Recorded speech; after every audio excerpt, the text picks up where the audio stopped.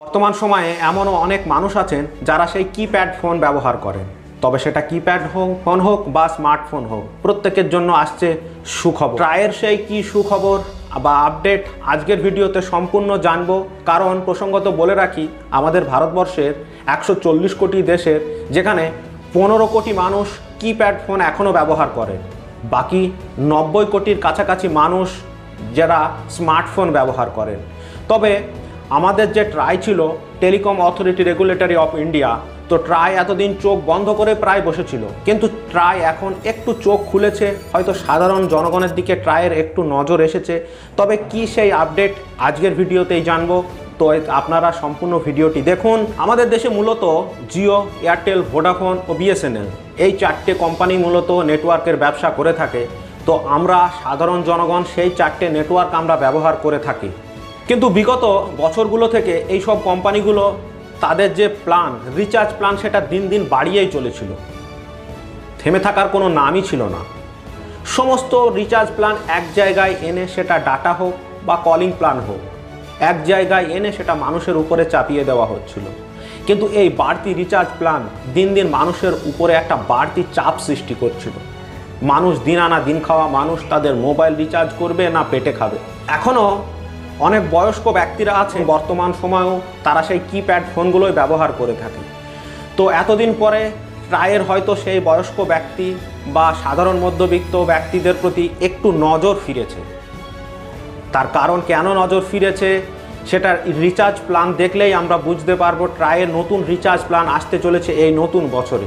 তবে সেটা কত দিনে আসবে সেটা এখনও জানা নেই। তবে কি সেই নতুন রিচার্জ প্ল্যান?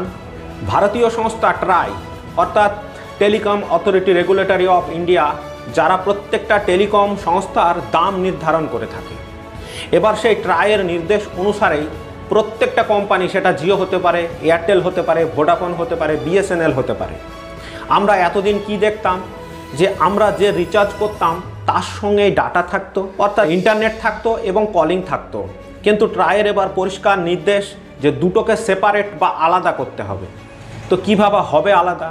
ট্রাইয়ের নির্দেশ, যারা কিপ্যাড ফোন ব্যবহার করেন তারা তা সেখানে ডাটা বা ইন্টারনেট ব্যবহার করতে পারবেন না। কিন্তু এতদিন পর্যন্ত আমরা সেই ইন্টারনেট প্যাক এবং কলিং প্যাডও সেই কিপ্যাড ফোনেই ব্যবহার করতাম। অযথা আমাদের ডাটা খরচটা দিতে হতো। কিন্তু এখন থেকে আপনাকে আর সেই একটা রিচার্জের মধ্যে দুটো আপনি পাবেন না। হ্যাঁ, সেটাও থাকবে। তবে আপনি যদি মনে করে থাকেন যে আমি শুধু কল করব, তার জন্য আপনি শুধু কলিং প্যাক রিচার্জ করলেই হবে। এবং আপনি যদি মনে ভাবেন যে আমি শুধু ডাটা ইউজ করব, অর্থাৎ ইন্টারনেট ইউজ করব, তার জন্য শুধু ইন্টারনেট প্যাক প্ল্যান রিচার্জ করলেই হয়ে যাবে। একসঙ্গে আর হয়তো থাকবে না। তো এটা যারা কিপ্যাড ফোন ব্যবহার করেন তাদের জন্য এবং যারা স্মার্টফোন ব্যবহার করেন তাদের জন্য খুব একটা দারুণ খুশির খবর। কারণ এতদিন আমরা দুটো একসঙ্গে নিয়ে একটা মোটা বাড়তি টাকা গুনতে হয়েছে আমাদের। তো সেক্ষেত্রে এই প্ল্যান যদি কার্যকর হয় তো আমাদের ক্ষেত্রে একটু সুবিধাজনকই হবে। তো এই প্ল্যান শোনা যাচ্ছে হয়তো 90 দিনের হতে পারে কিংবা 365 দিনের বৈধতার হতে পারে। আগে অনেকেই শুনছি, অনেক ইউটিউবারের মুখেই শুনছি বা অনেক নিউজ চ্যানেলেই শুনছি যে 10 টাকার রিচার্জ প্যাক আসছে।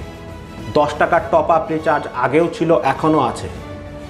আপনারা ভালো করে দেখবেন যে 10 টাকার যে রিচার্জ প্যাক হয়ে থাকে সেটা আগে ছিল, বর্তমান সময়েও আছে, ভবিষ্যতেও থাকবে। তো 90 দিনের বৈধতা ও 365 দিনের বৈধতায় কত রিচার্জ করতে হবে সেটা এখনও কিছু জানা যায়নি ট্রাইয়ের তরফ থেকে বা বিভিন্ন কোম্পানির তরফ থেকে। সেটা হয়তো ভবিষ্যতে জানা যাবে যে কত রিচার্জ করতে হবে।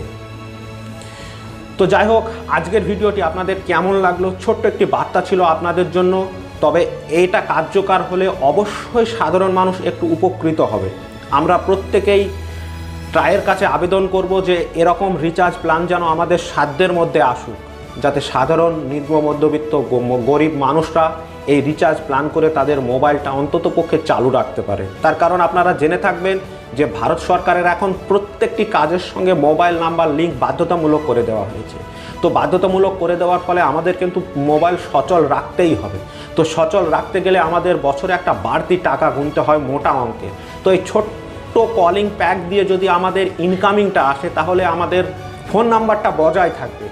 তো সেক্ষেত্রে অবশ্যই আপনারা ভিডিওটাকে একটু শেয়ার করে দেবেন, যাতে করে প্রত্যেকটা মানুষের কাছে পৌঁছে যায় এই ভিডিওটি। তো যাই হোক, আপনারা সুস্থ থাকবেন ও ভালো থাকবেন।